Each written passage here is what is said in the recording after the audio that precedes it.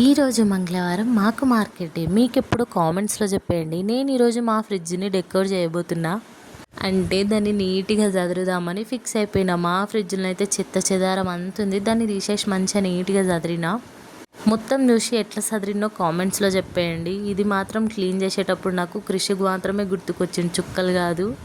ఆ ఫ్రిడ్జ్ని ఏం సదురుతాడు అబ్బా! ఒక్క వస్తువు ఒక్క దగ్గర ఉంచాడు.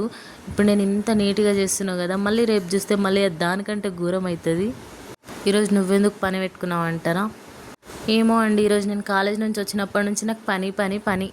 యాక్చువల్గా నేను కాలేజ్ నుంచి ఈరోజు 6కి వచ్చినప్పటి నుంచి పని పని పని. మార్కెట్కి వెళ్ళి వచ్చేసి ఇక ఫ్రిడ్జ్ అయితే సదురుదాం, మస్తు గలీజ్ అయింది కదా. ఈ కృషిగాడు ఒక సామాన్ ఒక దగ్గర ఉంచాడని చెప్పి ఇక ఫ్రిడ్జ్ సదురుడు అయితే స్టార్ట్ చేసేసిన. ఎంత గలీజ్ చేసిండో. నేను ఫ్రిడ్జ్ ఎట్లా చదివినో కామెంట్స్లో చెప్పడం మాత్రం మీరు మర్చిపోకండి. నాకు తెలుసు నేను ఏ పనైనా మంచిగా చేస్తాను, నీట్గా చేస్తాను, అందరు అట్లనే మెచ్చుకుంటారు. ఇక మా డీ ఫ్రిడ్జ్ని అయితే నేను పట్టించుకోలేదు, ఎందుకంటే దాంట్లో ఐస్ వేరుకపోయిందంటే కాశ్మీర్లో కూడా ఉండదు అంతగానం. దాన్ని క్లీన్ చేయడానికి నాకు ఒక 2-3 అవర్సే పట్టుతుంది. అందుకే ఇక దాన్ని పట్టించుకోలే. ఇక ఓన్లీ కూరగాయలు పెట్టేది మాత్రమే చదివిన. మనం హెల్త్ మీద ఫోకస్ చేద్దాం అనుకున్నప్పుడే కూరగాయల రేట్లు మామూలుగా ఉన్నాయి. మార్కెట్ చేసేటప్పుడు వెదర్ మాత్రం మామూలు లేదు, అసలు ఎంత బాగుందో. మేము మార్కెట్కి పోయినామని వేళ విశేషం, వర్షం పడ్డది.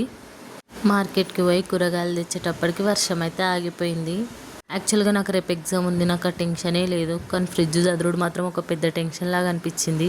నేను పని చేసినా అని కరెంటు కూడా ఓర్వలేకపోయింది. నేను ఫ్రిడ్జ్ ఇట్లా చదిరినా ఎట్లుందో కామెంట్స్లో చెప్పండి. బయట వెదర్ చూసారా?